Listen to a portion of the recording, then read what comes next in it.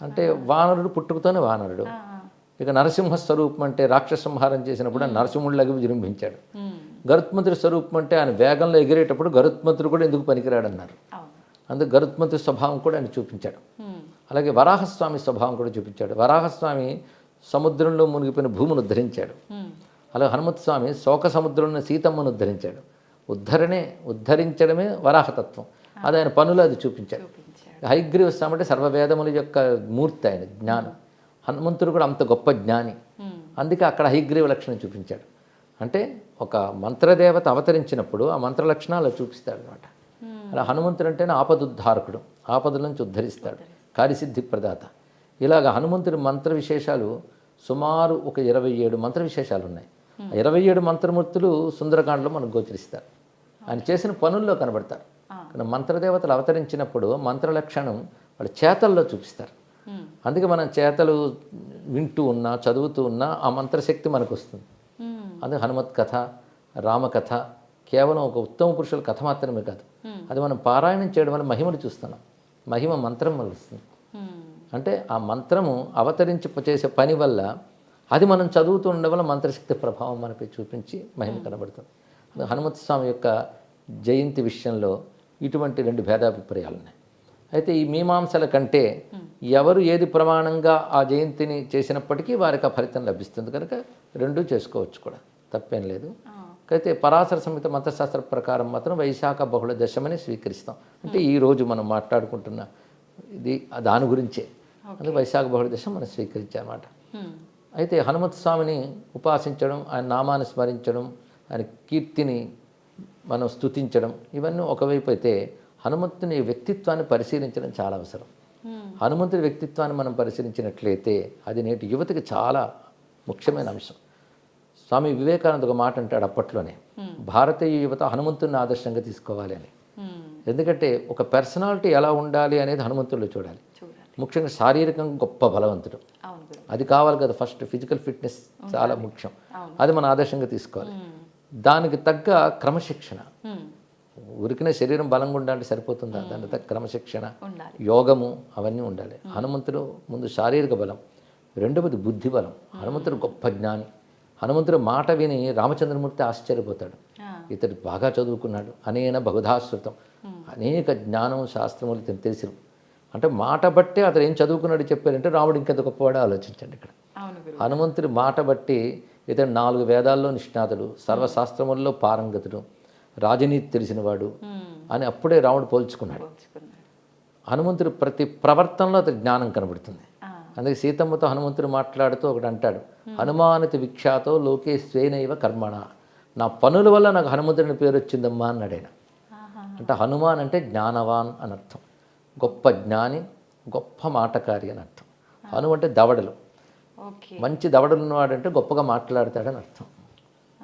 ఆయన తల చాలా గొప్పదండి అంటే అర్థం తల గొప్పదని కాదు, జ్ఞానం గొప్పదని అర్థం. అలాగే అవయవాన్ని పేర్కొన్నారంటే అవయవానికి సంబంధించిన శక్తిని పేర్కొన్నారు. హనువులు అంటే దవడలు, దవడల నుంచి వాక్ వస్తుంది. అందుకే వేదమంత్రాల్లో కూడా వాక్కు గురించి చెప్తూ అధరాహను పూర్వ రూపం, ఉత్తరాహను ఉత్తర రూపం, వాక్ సంధానం జిహ్వా సంధి అనే మంత్రం వస్తుంది. ఉపనిషత్తుల్లోనే వస్తుంది. ఇక్కడ అంటే అరణి అని ఉంటుంది, మథనం చేస్తారు యజ్ఞాగ్ని, కిందన ఒక చెక్క పెడతారు, పైన ఒక చెక్క పెడతారు, మథనం చేస్తే అగ్ని వస్తుంది. అలాగే కింద దవడ పై దవడ మధ్యలో 4 అనుసంధానం, దాని నుంచి పుట్టిన అగ్ని వాక్కు అని చెప్పారు. కానీ హనువుల నుంచి పుట్టే వాక్కుని హనుమాన్ అన్నారు. హను అంటే దవడల, అందుకే వాక్కు ఆయన దగ్గర ఉన్న గొప్ప విషయం. వాల్మీకి కూడా హనుమంతుడి గురించి చెప్పాడు, వాక్యకోవిద అన్నాడు. గొప్ప మాట్లాడతారు అంటే గొప్పగా మాట్లాడంటే అర్థం మాట్లాడగలిగితే జ్ఞానం ఆయన దగ్గర ఉందని అర్థం. కనుక వాక్ అంటే జ్ఞానం వ్యక్తీకరింపబడితే వాక్ అవుతుంది. హనుమాన్ అంటే జ్ఞానవాన్ అని అర్థం. కానీ హనుమాన్ అంటే జ్ఞానస్వరూపుడు. ఈ రహస్యం తులసీదాసుకు తెలుసు కనుకనే జయ హనుమాన్ జ్ఞానగుణ సాగర్ అన్నాడు. కానీ హనుమంతుడి దగ్గర ఉండేది రెండవది జ్ఞానం, శారీరక బలంతో పాటు. అది మూడవది ఏమిటి అంటే జ్ఞానాన్ని వినియోగించే పద్ధతి. జ్ఞానం ఊరికని తెలుసుకుంటే ఏం లాభం, అది వినియోగింపబడాలి. అంటే ప్రవర్తనలో కనబడుతుంది, ఎక్కడెక్కడ ఎలా ప్రవర్తించాడు, కార్యాన్ని ఎంత సానుకూలపరుస్తాడు, ఇవన్నీ కూడా చూపిస్తాడు. అది మూడవది. ఇక 4వది ఉపకార బుద్ధి.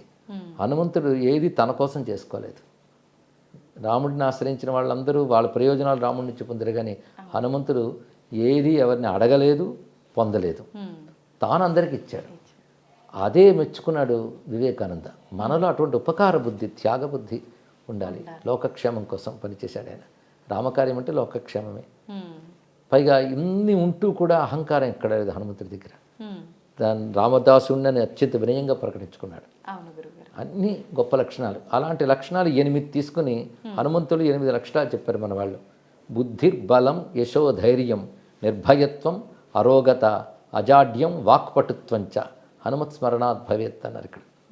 హనుమంతుడి దగ్గర ఇప్పుడు యువత నేర్చుకోవాల్సిన ధైర్యంగా ఉండడం, ఎప్పుడు కూడా బేలతనం రాకూడదు, దిగులు పడకూడదు, పైగా క్రమశిక్షణ కలిగి ఉండాలి. క్యారెక్టర్ హనుమంతుడి దగ్గర ఉన్నది అటువంటి గొప్ప క్యారెక్టర్ హనుమంతుడిది.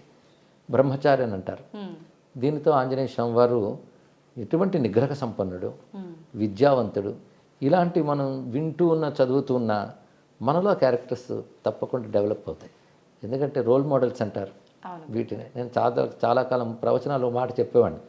మీరు హీ మ్యాను, స్పైడర్ మ్యాను, బ్యాట్మ్యాను, ఆ మ్యాను, ఈ మ్యాన్ అంటారు, హనుమాన్ను పట్టుకోండి అంటూ ఉంటాను ఇక్కడ. ఆయన మన ఆదర్శంగా తీసుకుంటే కేవలం మిరాకిల్స్ చేయడం మాత్రమే కాకుండా ఇంతవాడు అంత అయిపోవడం, ఎగరడం, చిన్నప్పటి నుంచి ఉత్సాహం కలిగిస్తే మనకు కూడా. ఇవి అతిమానుష ప్రవర్తనలు అంటారు. సహజంగా మంత్రదేవత కనుక అది చూపించవచ్చు, అవి మనం చేయలేం, దండం పెడతాం. కానీ ఆయన యొక్క సద్గుణాలు మనం చేయగలం. అప్పుడు నిజమైన హనుమదారాధన అవుతుంది. కానీ హనుమత్ జయంతి అనే పేరుతో మనం హనుమత్ స్వామిని ఆరాధించాలి. ఆయన నామమే మంత్రం, అందులో సందేహం లేదు. అదేవిధంగా హనుమంతుని యొక్క చరిత్రను మనం పరిశీలించాలి, ఆ గుణగణాలను ఆదర్శంగా తీసుకోవాలి. కానీ హనుమంతుడు ఒక ఆదర్శమూర్తి, ఆరాధ్య స్ఫూర్తి. ఈ విధంగా మన హనుమంతుని గ్రహించాలమ్మ. ఇది జయంతి నాడు స్మరించుకుంటున్నాం. ప్రత్యేకించి ఆయనలో ఉన్న సద్గుణాలన్నీ పిల్లలకి రావాలి అని అంటే వాళ్ళు ఎటువంటి కార్యక్రమాలు చేయాల్సి ఉంటుంది గురుగారు? ప్రధానంగా మన రామాయణంలో, సుందరకాండలో హనుమంతుడి యొక్క గుణగణాలు ఎన్నో చెప్పారమ్మా. అవి ముందు మనం తెలుసుకొని పిల్లలకి తెలియజేయాలి. తెలియజేసి పైగా హనుమంతుడు అంటే పిల్లలకు కూడా చాలా ఆసక్తి. అవును గురుగారు. అసలు భారతదేశంలో ఉన్న ఆలయాలు స్టాటిస్టిక్స్ తీస్తే ఎక్కువ గుడులు ఉన్న దేవుడు అంటే హనుమంతుడు. ఆయన తర్వాత గణపతిని చెప్పారు, కానీ హనుమంతుడే ప్రధానం మన దేశంలో. అది విశేషం. ముఖ్యంగా ఛత్రపతి శివాజీని తీర్చిదిద్దిన సమర్థ రామదాసు హనుమద్ ఉపాసన చేత ఆయన సిద్ధపురుషుడయ్యి ఛత్రపతి శివాజీని తీర్చిదిద్దాడు. ఆయన ఈ దేశం ఆసేతు సీతాచలం పర్యటించి కొన్ని వందల హనుమదాలయాలు నిర్మాణం చేశారు. అవి ఇప్పుడు ప్రసిద్ధి చెంది ఉన్నాయి. ఆయన మహారాఠాకి చెందినటువంటి వారు, కానీ దేశమంతా కూడా పాదసంచారం చేసి ఈ దేశం బాగుండాలంటే మళ్ళీ హనుమత్ స్ఫూర్తి రావాలనే ఉద్దేశంతో ఆయన హనుమదాలయాలు చాలా పెట్టారు.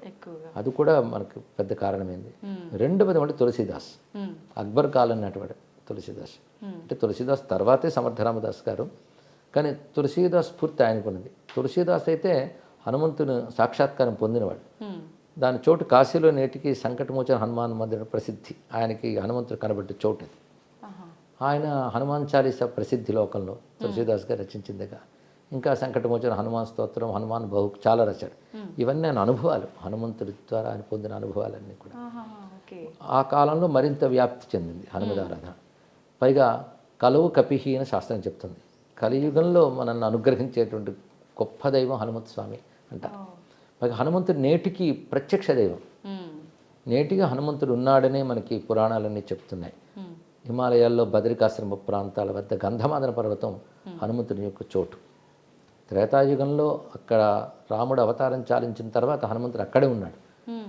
మళ్ళీ భారతంలో ద్వాపర యుగంలో అక్కడ మన భీమసేనుడు చూశాడు ఆంజనేయ స్వామి వారిని.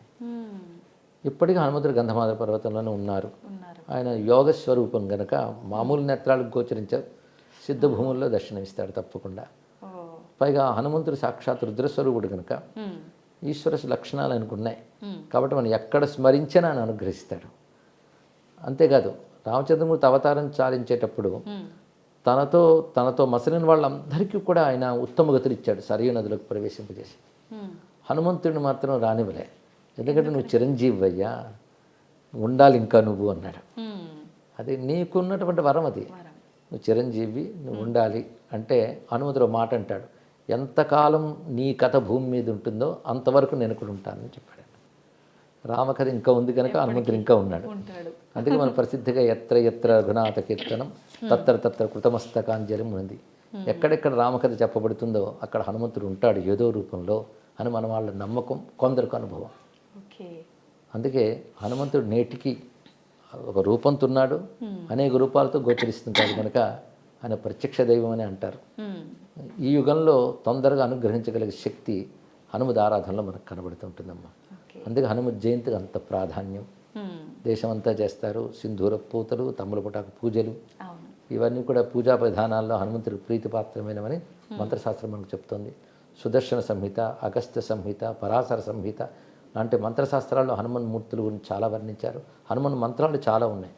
ఆ మంత్రాలను పద్ధతిగా సాధన చేసి సిద్ధి పొంది హనుమద్ దర్శనం, మహిమ పొందిన వాళ్ళు చాలామంది నేటికి ఉన్నారు. అటువంటి భక్తుల వల్లే భగవతత్వం వ్యాపిస్తుంది.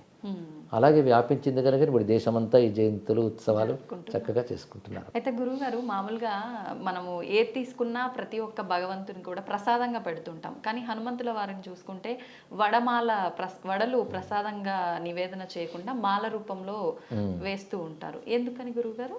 అంటే భగవంతుడు ఒక్కటైనా అనేక దేవతా రూపాలతో ఉంటారు. ఒక్కొక్క దేవతకు ఒక్కొక్క ప్రత్యేకత ఉంటుందమ్మా.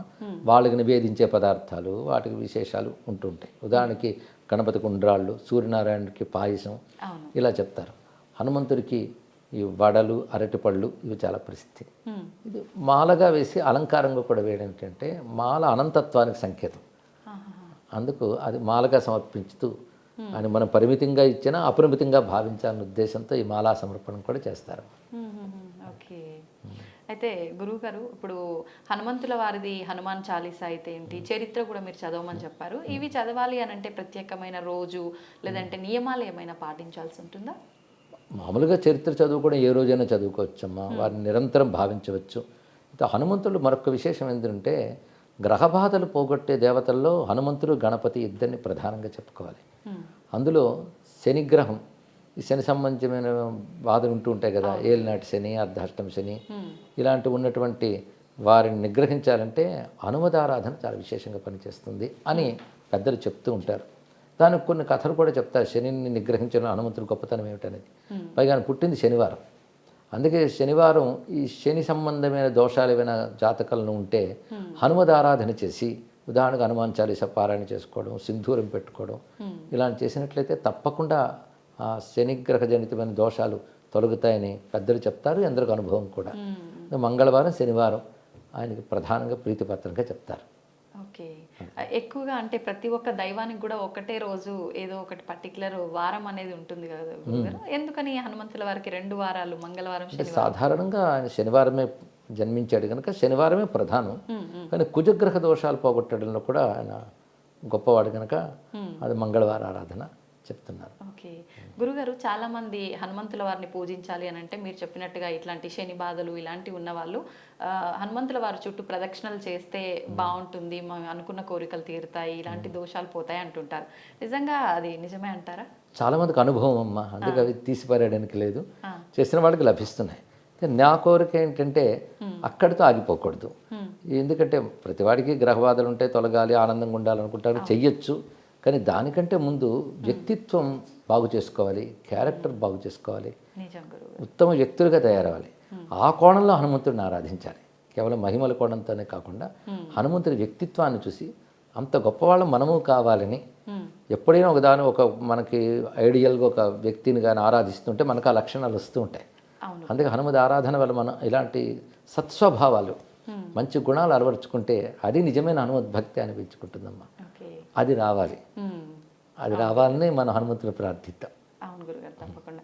గురుగారు, హనుమాన్ జయంతి అనగానే ఎక్కువగా ఆలయాల్లోనే మనకు జరుపుతుంటారు. ఇంట్లో చేసుకోవాలి అనుకునే వాళ్ళు సింపుల్గా ఎలా చేసుకోవచ్చు? హనుమంతుడి చిత్రపటం పెట్టుకుని మనం షోడశోపచార పత్రాలు ఎక్కడైనా దొరుకుతాయి. ఏవి దొరకకపోతే హనుమాన్ నామాలు చాలు. శ్రీ ఆంజనేయాయ నమః, హనుమతయ్య నమః, మారుతయ్య నమః అంటే ఆయన నామాలతోనే తమలపటాకులు పూజ చేసుకోవడం, సింధూర పూజ చేసుకోవడం, ధూపం, దీపం, ఏ పళ్ళు ఏవో నైవేద్యం పెట్టుకు చేసుకుని సరిపోతుంది. ఆలయాల్లో ప్రతిష్ఠ చేస్తారు కనుక శక్తి ఎక్కువ కేంద్రీకృతం అవుతుంది కనుక ఆలయాలకు వెళ్ళడం కూడా మంచిదే.